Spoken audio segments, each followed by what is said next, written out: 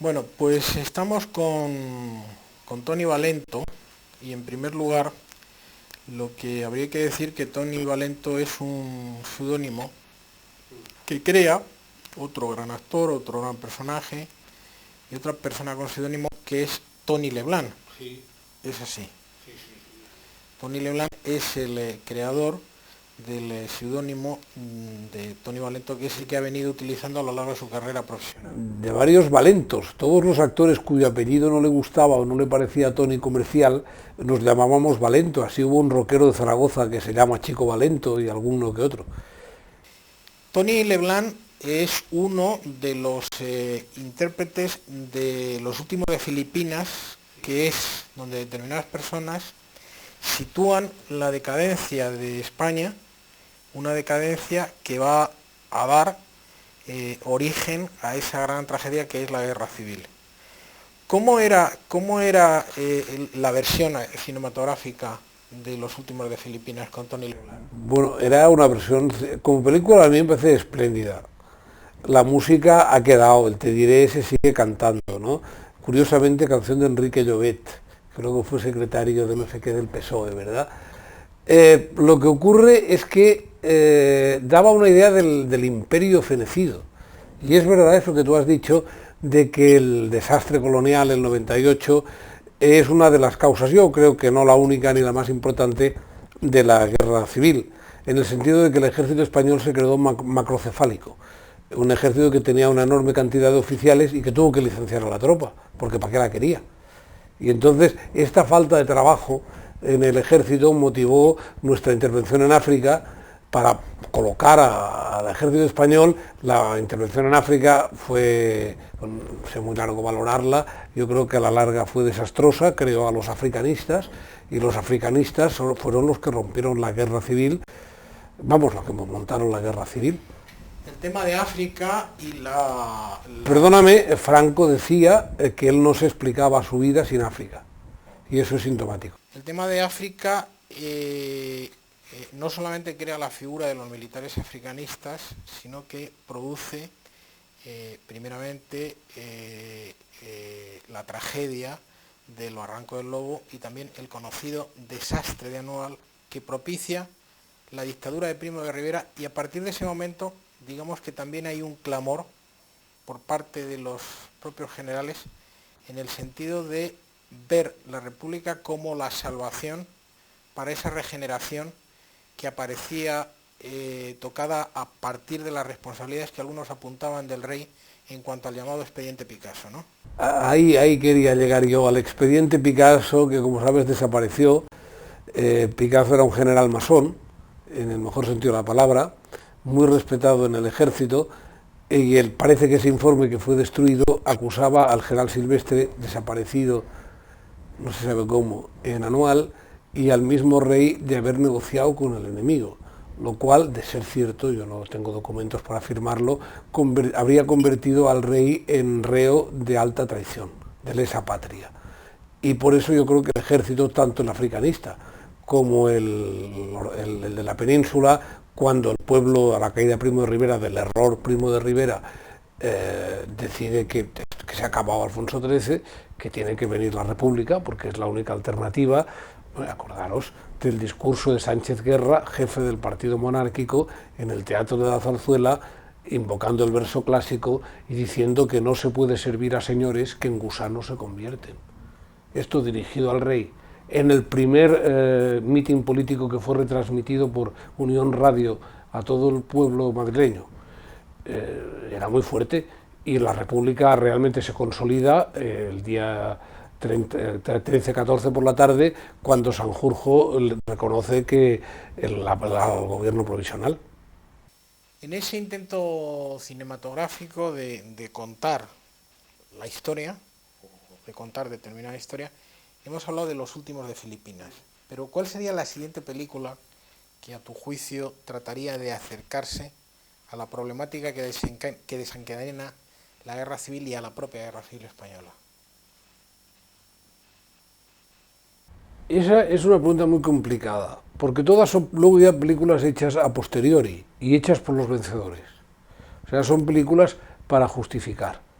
Yo creo que habría que enmarcar todo ese cine bélico, desde los últimos de Filipinas, que no es la primera, sino Jarca, A mí la Legión, todas las películas en que Alfredo Mayo lucía su cuerpo maravilloso de oficial legionario, en una película anterior, película que encantaba al general Franco, que era la de Duvivier, que era La Legión Española, que se estrenó curiosamente con dos cortes solo, La Bandera, que se cortó solo con dos pequeños cortes. Uno era un cartel donde ponía Segunda República, alistados a la Legión, y otra escena en que Jean Gabin le preguntaba al comandante si creía en Dios y decía que no. Y fueron los dos únicos pequeños matices, porque era un elogio del fascismo. No del fascismo, porque el fascismo es un término muy complejo, sino del integrar a la masa. Tendríamos que ir a Ortega. La masa se ha convertido en la protagonista de la historia y hay que integrarla y dominarla. Y entonces ahí nace La Bandera y ahí nace La Legión y ahí nace un cine que se prolongará en Alemania y que terminará en El día más largo, que es el cine de elogio de lo militar y del militar como resolvedor de la situación política. Y en ese sentido, el cine por el que me estás preguntando, a la gente que lo veíamos con pocos años, en los años 50, que nos llevaban los profesores de espíritu nacional a ver A mí la Legión y Jarca, y los jesuitas a ver Balarrasa, que fueron las películas de nuestra infancia, y La Competencia, nos crearon una confusión intelectual terrible, porque nuestros padres no querían hablar de la guerra, nuestros abuelos no querían hablar de la guerra. Ten en cuenta que yo nací en Tarrasa, en Barcelona, donde los obreros con los que yo me relacionaba habían perdido varias guerras. Habían perdido su guerra revolucionaria como anarquistas, su guerra nacionalista como catalanes y su guerra civil como españoles. El silencio era terrible. Entonces yo me tardé hasta los 12, 13, 14 años en que pude empezar a leer, en entender de qué nos había liberado el ejército español. Porque yo entendía que en la guerra del francés, luego llamada de la independencia, habían venido los franceses, pero no entendía, nos costó mucho. La empanada mental de nuestra generación fue terrible. Dos películas referentes a dos asedios de los que se producen en la Guerra Civil Española. Una es El Alcázar no se rinde, pero quizás la película que más nos interesa para la propia historia que estamos contando aquí, que se refiere a la actuación silenciada del capitán Agustín Cantón, es el Santuario no se rinde. No, por un lado es El Alcázar no se rinde, sí, y luego hay que ceñirnos a la película referente al Santuario de Santa María de la Cabeza, que es mucho mejor película. Cinematográficamente está mucho más conseguida. Yo no sé si refleja de verdad la historia, porque como tú estás investigando en esto y lo sabrás mucho mejor, se han escrito por lo menos 3 historias que yo conozco de la historia del Santuario de Santa María de la Cabeza. Y eso es lo que investigarás en esta película. ¿Cuáles son las historias que conoces del Santuario de Santa María de la Cabeza? Yo conozco la de que hubo un pacto de rendición que no se respetó y que eso motivó el asedio, que me parece que es la más seria. Otra, que es la épica... ¿Esa versión de dónde procede? Esa versión procede de los entornos familiares de las personas que actuaron y de nuevos investigadores, porque eso sigue siendo un tema muy recurrente. Pues nosotros veíamos la película, que es la decisión heroica de la Guardia Civil de resistir en el santuario. Eso tenía una motivación política cuando se rueda. La Guardia Civil nunca fue bien vista en el bando nacional. Es decir, siempre se le opinaba que habían chaqueteado, que la gente se había hecho Guardia Civil por no ir al frente. Parece, esto lo explicaba el sobrino, el primo del general Franco, que el decreto de disolución de la Guardia Civil estuvo firmado y que Alonso Vega fue el que le dijo a Franco que esto lo arreglaba él, y que la Guardia Civil de Alonso Vega no tiene nada que ver con la Guardia Civil anterior. Entonces la película hay una versión que la película se hace, y eso sí está en la película, de la Guardia Civil como parte integrante y constituyente de las fuerzas que se habían alzado, lo que es una inexactitud histórica. Habría guardias civiles muy partidarios del alzamiento, pero la mayoría fueron partidarios de mantenerse fieles a su juramento a la República. Esa es la primera.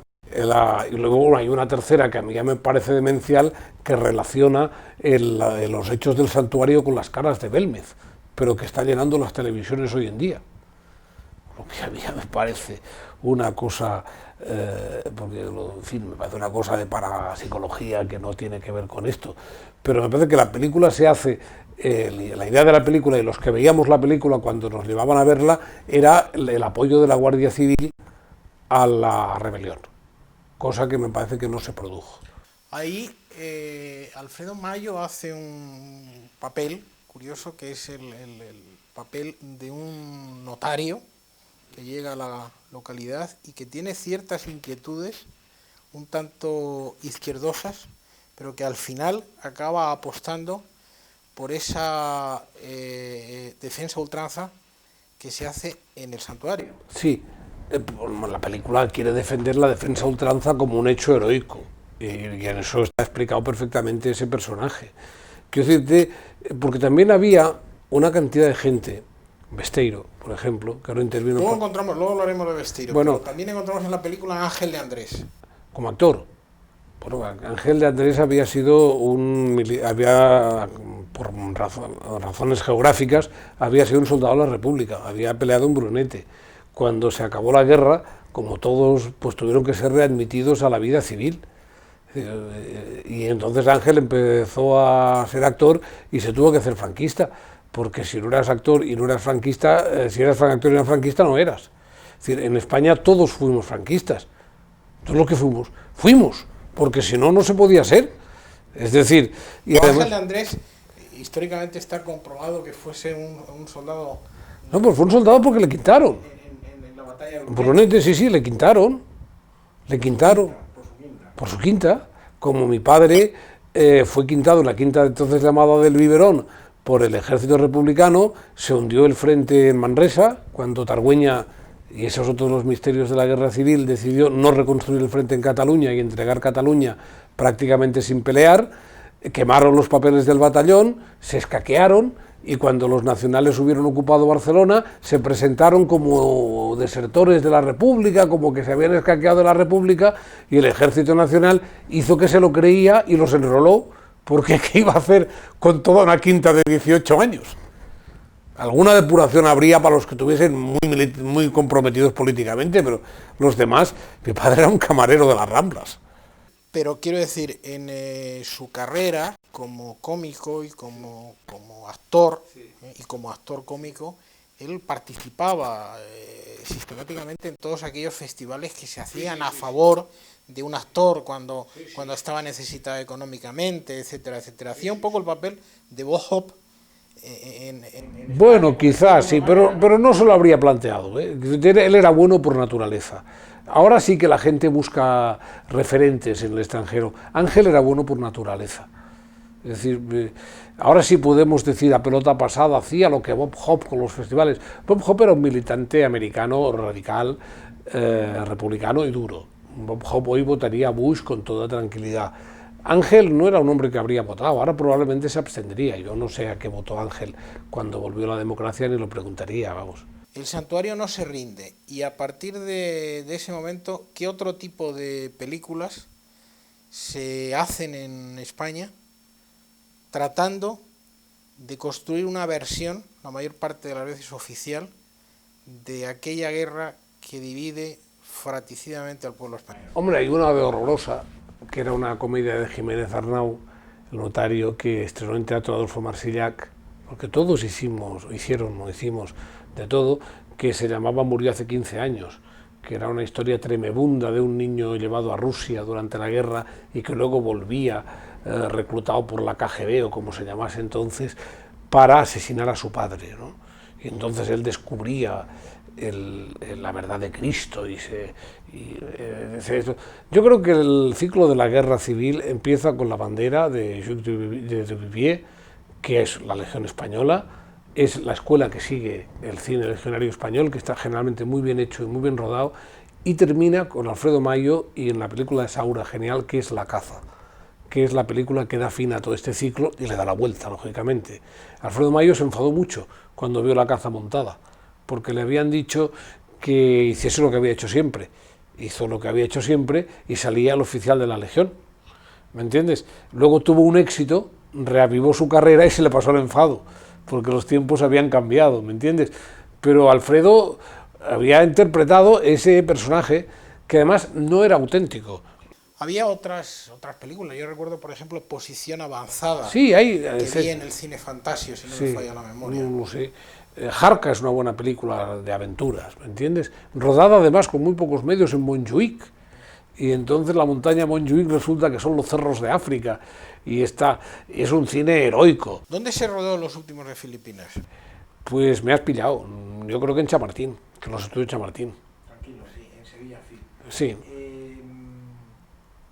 Porque además es una película de mucho interior. ¿Qué querías decir de Besteiro? No, de que Besteiro había sido uno de los españoles republicanos, como tantos otros habían habido, algunos que pasaron al campo nacional, porque la república la empezó Miguel Maura, que es el que la empezó gente como Miguel Maura. Quiero decir que había una república de derechas, para entendernos, había una gente que quería estar en Europa y que en Europa había que estar en las repúblicas, y había una rama socialdemócrata y una rama en el Partido Socialista. Ha escrito alguien con razón no hace muchos días que cuando a Tarradellas le contaron a la vuelta, ya cuando ya había hecho el Iasoque aquí y todas esas cosas, que había problemas en la Federación Madrileña del PSOE, dijo, esto ya les pasaba en el 31.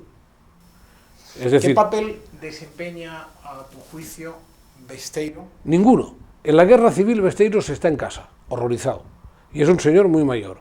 Entonces queda para entregar Madrid. Va a entregar Madrid, lo meten en la cárcel sin haber cometido ningún delito, sin ningún delito de sangre, sin haber hecho otra cosa que dar la cara, junto con el último alcalde de Madrid, Melchor Rodríguez, que van a entregar Madrid y le condenan a muerte. Y es sintomático que el teniente militar, que hace una excelente defensa de Besteiro, al que no se llegaron a condenar a muerto o indultar, o murió en la cárcel de enfermedad, pero al teniente que le defendió, cuando acabó la defensa, le dijeron, ha cumplido usted con su deber, lo ha hecho muy bien, su defensa ha sido impecable, es usted un gran abogado, no tiene nada que hacer en el ejército, ponga un bufete. En esa imagen impresionante que capta uno de los grandes fotoperiodistas de la historia del periodismo gráfico español, que es Alfonso, íntimo amigo por otra parte de Melchor Rodríguez, del cual hay fotografías, tenemos una imagen absolutamente dramática en la que un Besteiro envejecido habla por la radio pidiendo una rendición al pueblo de Madrid, tratando de evitar un baño de sangre, y en la misma también aparece el coronel Casado, que era el padre de Fernando Rey. Durante los años de ese cine que estábamos hablando, ¿se sabía en la profesión que Fernando Rey era el hijo del coronel Casado? Sí, pero es que el coronel Casado, que fue el que realmente pactó la rendición, a ese sí le dejaron marcharse. Volvió al cabo de los años, fue juzgado, pactado. Hay una anécdota terrible que contaba... Pero ¿se sabía en la profesión que Fernando Rey era el hijo del coronel Casado? Sí. Y el propio seudónimo de Fernando Rey obedecía a tratar de ocultar que se llamaba Fernando Casado. Podía ser, pero también Casado se llama mucha gente, no era necesario, ¿me entiendes? Hay una anécdota terrible que contaba Fernando, a mí me la ha contado, que cuando le dieron el primer premio del Sindicato Nacional del Espectáculo, Franco se acercó a saludarle. Estaba en la cárcel entonces Casado. ¿Cómo está su padre? Y le preguntó Franco, ¿cómo estaba su padre? Y él dijo, bien, dijo, ay, se equivocó, si hubiese estado con nosotros. O sea que a lo mejor el mismo Franco protegió a Fernando, que por otro no lo merecía. Lo que quieres decir es que cuando Casado vuelve a España, ingresa en prisión. Ingresó en prisión, estuvo poco tiempo, le condenaron y la absolvieron, le mandaron a casa porque él había pactado la rendición sin represalias. Se fusilaron a cientos de militares por rebelión militar, que ya tiene misterio, el hecho de que los rebeldes acusaran de rebelión militar en un intento lógico de legitimarse a los militares que no les habían seguido. Pero luego no fueron particularmente sádicos o nada con las familias de estos militares. Pensaron que los que habían fusilado habían hecho eso tan terrible que se llama pagar con la vida su delito, y que las familias seguían siendo de militares y seguían siendo del cuerpo. Esa es una de las cosas más escalofriantes y menos tocadas de la posguerra, ¿eh? Porque, hombre, las familias salieron beneficiadas de alguna manera en aquel país terrible, ¿no? Pero dije, no, como su marido ya pagó en el pelotón de fusilamiento, usted tiene derecho a su pensión. Joder. Por último, Tony, ¿qué otros actores que conocemos a través de la pantalla tuvieron su propia historia personal en la Guerra Civil? Es decir, sabemos que Luis Ciges fue miembro de la División Azul. Y otros muchos, Berlanga. Pero me estoy refiriendo a actores. Rafael Aparicio, su marido, Erasmo Pascual. ¿Qué se hablaba en la profesión? Cuidado, Erasmo no fue divisionario. Fue miembro de la Quinta Columna, quizás. Fue miembro de la Quinta Columna. ¿Eso está comprobado? Hombre, hay un libro de Fernando Collado, que fue el organizador del teatro en el Madrid anarquista, en el sindicato anarquista, que manejó los teatros de Madrid llenos todos los días de la guerra. Curiosamente, el éxito de la Guerra Civil en Madrid era Madre Alegría, que era la historia de una monja, magistralmente interpretada por Gaspar Campos, que hacía un jardinero anarquista. A los 3 días de entrar los nacionales en Madrid, Gaspar Campos volvió a reponer Madre Alegría, solo había cambiado las morcillas. El famoso chiste de esta mujer se ha casado con Dios porque no hay un Dios que se case con ella, era una morcilla de Gaspar Campos en Madre Alegría. Pero bueno, cuando Carlos Llopis y Fernando Collado fueron a entregarse al Sindicato Nacional del Espectáculo, que ya estaba donde estuvo luego tantos años, en la calle Castelló, el que le recibió fue Erasmo Pascual, tercer miembro de la Junta Directiva de la CNT en Madrid. O sea que Erasmo era un quinta columnista. Luego, como sacó a todos de la cárcel, porque luego Fernando Collado, que entró en la cárcel a los principios del 40, ya era representante de los Cuatro Ases, que era la gran compañía de la España. Pero era anarquista y miembro de la Quinta Columna, o se había camuflado como anarquista. Ese había sido Erasmo Pascual, que no le sacó ningún provecho, ¿eh? Acabaron dándole un piso al sindicato muy horroroso y un sotabanco. O sea, pero Fernando Collado y Carlos Llopis, que luego fue un autor de éxito, pues sí habían sido anarquistas, pero tampoco eran unos anarquistas de la FAI, eran anarquistas de la CNT, que también hay una diferencia, ¿me entiendes? No habían pensado nunca a reventar nada a bombazos. Eran una buena gente que creía en el anarquismo como un ideal en el que podemos seguir creyendo todos, ojalá. Para ellos y para muchos, el anarquismo sigue siendo la máxima posibilidad del orden. El orden magnífico sería el anarquismo, donde no hiciese falta ninguna fuerza de represión. El anarquismo perfecto, y termino con esto, se produce en las plazas de toros cuando un incivilizado tira almohadillas durante la lidia, que los espectadores de al lado le paran y se lo guardan a la policía. Es decir, cuando el orden está respetado por nosotros mismos.